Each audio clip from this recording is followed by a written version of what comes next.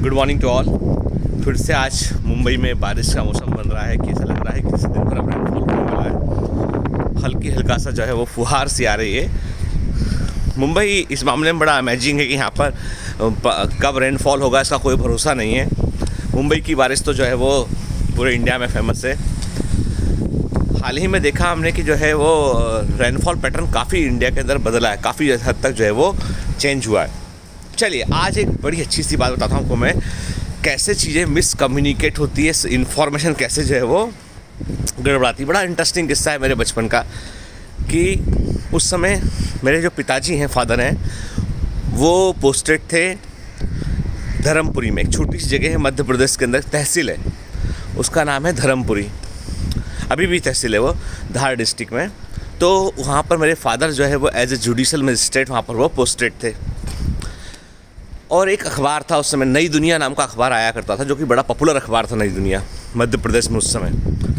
तो एक दिन मेरे पिताजी ने सुबह सुबह अखबार में खबर पढ़ा कि हमारे जो नेटिव गांव है, जो मैं यहाँ पे मेरे दादाजी रहा करते थे, मतलब डैडी का पूरा परिवार, हमारे पिताजी का पूरा फैमिली, हमारे जो है चाचा जी, ताऊ जी, दादाजी, जिस विदिशा के पास में एक गांव है, छोटा सा विलेज है एक, उस विलेज में वो लोग खेती वेती क्या करते थे, वहाँ वो रहा करते थे। ठीक है। तो अखबार में खबर आया कि गांव के मुखिया को, कि मेरे दादाजी का नाम लिखा था कि उसमें अखबार अंदर खबर में, कि गांव के मुखिया को तहसीलदार ने मुर्गा बनाया। अब मेरे फादर बड़े अपसेट एकदम। अखबार में खबर पड़ा उन्होंने, उसमें नाम लिखा उन्होंने कि फला फला गांव है, उसके जो है मुकद्दम, गांव के हेड को मुकद्दम बोलते हैं, मुकद्दम सूरज सिंह पटेल जो को तहसीलदार ने मुर्गा बनाया। अब एक व्यक्ति, यदि कोई खबर मिले उसको कि उसके पिताजी को किसी ने मुर्गा बना दिया, और वो व्यक्ति खुद भी जो है वो बड़े पद पर हो, मेरे पिताजी जो है उस समय न्यायाधीश थे उठ के, तो उन्हें बड़ा गुस्सा आया उनको। उन्होंने अखबार को में पढ़ा, देखा, अरे। और उस समय क्या था, उस समय मोबाइल फ़ोन तो हुआ नहीं करते थे, है ना। गांव के अंदर हमारे पास टेलीफोन था, लेकिन गांव के अंदर जो है वो टेलीफोन भी एक्सेसिबल नहीं था कि भाई पिताजी जो दादाजी के पास में टेलीफोन लगाओ, या गांव में एक भी टेलीफोन हो, तो टेलीफोन भी नहीं था। मतलब वो समय की बात है जब टेलीफोन, बिजली, ये सब गाँव में नहीं पहुँचे थे। ठीक है। उस समय तो शायद मुझे लगता है इलेक्ट्रिसिटी भी गाँव के अंदर नहीं थी।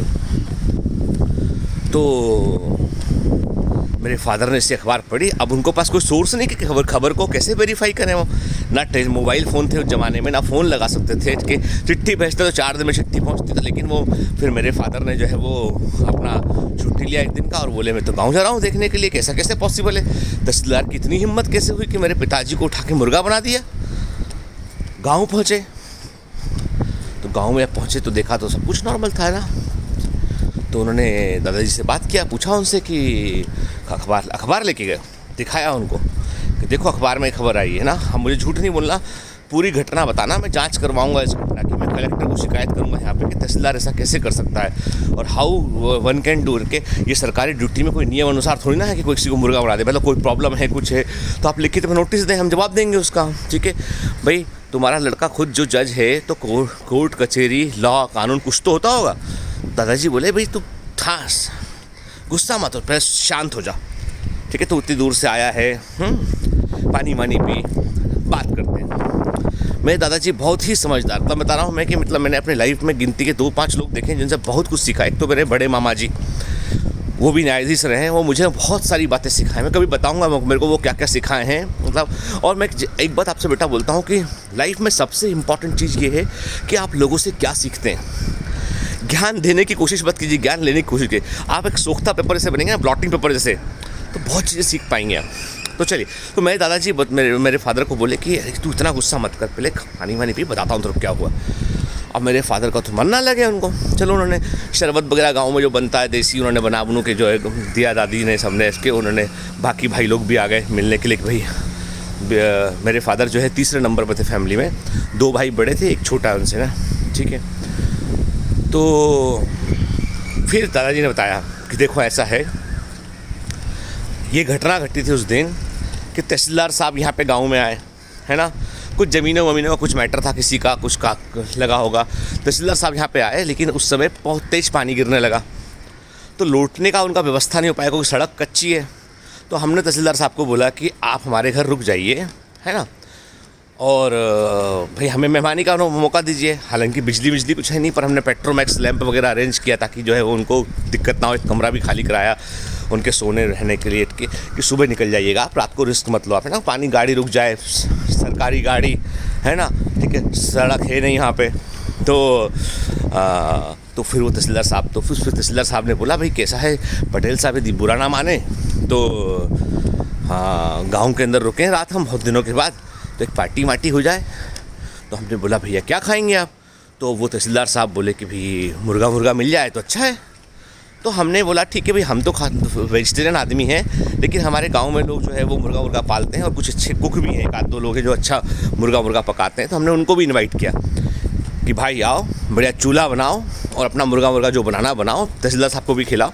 हमने बाटी वाटी बनवाया है ना, जो खाते हैं साथ में मुर्गा, बाकी सब्जियां बनवाई हमने, तो उनको हमने पार्टी दिया, ठीक है। अब उनके साथ जो स्टाफ था, 2-3 लोगों का स्टाफ और भी था, तो वो भी वहीं रुका, ठीक है, वो भी खाया पिया, ठीक। सुबह जाके जब पहुँचे, रात रुके, तो वहाँ सुबह जाके किसी ने मीडिया ब्रीफिंग कर दिया कि भाई तहसीलदार साहब उस गांव में गए थे, ये घटना थी यहाँ पे, चूँकि कोई घटना थी, ज़मीन का कुछ मामला था, कुछ मैटर था, क्या था। तो मीडिया में ब्रीफिंग किया किसी ने, तो उनके स्टाफ में किसी ने बता दिया कि तहसीलदार साहब ने मुर्गा बनाया, मतलब मुर्गा बनवाया, ऐसा बोला होगा, ठीक है। और हम पटेल साहब के यहाँ मुर्गा खा के आ रहे हैं, मुर्गा बनवा के आ रहे हैं, ठीक है। तो जो लिखने वाला रिपोर्टर था उसने लिख लिया कि पटेल साहब को तहसीलदार साहब ने मुर्गा बनाया। अब मुर्गा बनवा के खाया तो कोई न्यूज़ थी नहीं, न्यूज़ तो ये थी कि मुर्गा बनाया पटेल साहब को, तो खबर छप गई अखबार में। वो लोगों ने कैरी किया कि भाई तहसीलदार ने कैसे मुर्गा बना दिया, इनसे एक आदमी को गाँव के अंदर जाके एक आदमी को सजा के तौर पर मुर्गा बना के आ गए। तो ये खबर मीडिया में चल गई, कोई ने वेरीफाई नहीं किया खबर को, ठीक है। आपको क्या लगता है ये जो फर्जी मीडिया है, जो फेक न्यूज़ है, वो अभी नहीं है, ये बहुत पहले से, पहले तो वेरिफिकेशन मुश्किल था। अभी तो क्या इंटरनेट पे फेक न्यूज़ आती है, थोड़ी देर बाद कोई दूसरा बोलता है ये फेक न्यूज़ है, ठीक है। अभी तो वेरीफाई करना भी आसान हो गया, पहले तो वेरीफाई करना मुश्किल काम था। तो ये असली पूरी घटना है। तो फिर मेरे पिताजी का गुस्सा ठंडा हुआ, उन्होंने कहा ठीक है ना, ठीक। तो बोले नहीं तहसीलदार साहब तो जो है वो हमारे दादाजी बोले अच्छे आदमी है, बहुत भले आदमी है, वो तो आए यहाँ पे है यहाँ पे ना। और अब ये फिर वो जो है तो ये इंसिडेंस जो है, और मैंने अपने फादर को उस समय गुस्से में देखा, वो बोले ठीक है क्या ऐसा कैसे पॉसिबल है ना, मैं देखता हूँ कौन है तहसीलदार जी ना। तो मैं उनको जनरली वो गुस्सा करते नहीं थे, वो जनरली गुस्सा बात ही नहीं करते थे, बहुत कम बात। यदि वो गुस्सा किए मतलब समझ लीजिए कि ज्वालामुखी फटेगा कहीं ना कहीं, है ना। लेकिन बात इतनी सी है कि मिसकम्युनिकेशन, है ना। मैं जब कल के ब्लॉग में मैंने कहा था कई बार चीज़ों को, है ना, इंटरप्रिटेशन, मिसकम्युनिकेशन, है ना, सूचना का सही प्रकार से प्रसारित ना होना, कि इन्फॉर्मेशन रिसोर्स जो है वो उसका वेरीफाई ना होना, बड़ी भारी समस्या है। इसलिए लाइफ में एक बड़ा लेसन यहाँ ये मिलता है इससे कि कोई भी न्यूज़ को, कोई भी चीज़, खबर को, जिसको हम सुनते भी हैं कहीं से, तो उसको आंख बंद करके बिलीव ना करें उसको आपके। You should always verify the facts के, क्योंकि क्या होता है कि हमारे 99% परसेप्शन जो है केवल सुनकर बन जाते हैं। कोई यदि आज 50-100 लोग, 200-500 लोग जो है बोलना शुरू करें कि फला व्यक्ति बुरा है, फला व्यक्ति बुरा है, फला व्यक्ति बुरा है, ठीक है, तो लोगों के दिमाग में परसेप्शन हो जाएगा भाई फला व्यक्ति चोर है, बुरा है, पर रियलिटी कोई जानता ही नहीं है। वो केवल प्रोपेगेट होते हुए न्यूज़ को आगे बढ़ा दिया उसको, ठीक है। तो ये कहीं ना कहीं नेचुरल जस्टिस का ना होने के समान है। तो मेरा कहने का मतलब है कि मैं बहुत बचपन से इन चीज़ों को देखता आया हूँ, तो मुझे समझ बात आई कि भाई सुनी हुई चीज़ों पर यकीन करना नहीं है, ठीक है, जब तक अपनी आंखों से ना दिखाओ। और हमने एक मूवी देखी थी बड़ी interesting, Drishyam, visuals can be deceptive, वहाँ पे तो विजुअल्स का भी इशू था कि वो भी गड़बड़ हो सकते हैं। तो चलिए, तो आज की लर्निंग यही है कि always give a person benefit of doubt, ठीक है। जो मेरे एक कमांडो ने कुछ वीडियो का क्लिप डाला था, तो उनको मैंने कम्युनिकेट किया, उनको मैंने ही रिमूव दैट वीडियो क्लिप, है ना, और उन्होंने मुझसे सॉरी भी बोला और मैंने उसको बेस्ट विशेस भी दिया। मैंने कहा कि नहीं बेटा कोई बात नहीं, तुम्हारा इंटेंशनल था, तुमने चाहा नहीं, लेकिन कभी भी थंबनेल बनाओ, कुछ करो तो उसका ध्यान रखो, हालांकि refrain from this type of activities. तो कहने का मतलब ये है कि always give a person benefit of doubt, उसको दो। हो सकता है कि उसका इंटेंशन वैसा ना रहा हो, हमने मिसअंडरस्टूड कर लिया हो, क्योंकि क्या होता है कि लाइफ में किसी को मिसअंडरस्टूड करना बहुत आसान है, लेकिन किसी पे यकीन करना बहुत कठिन है। और यकीन यदि एक बार हो जाए तो यकीन को टूटने में सेकंड्स का वक्त लगता है, बनने में बहुत लंबा वक्त लगता है।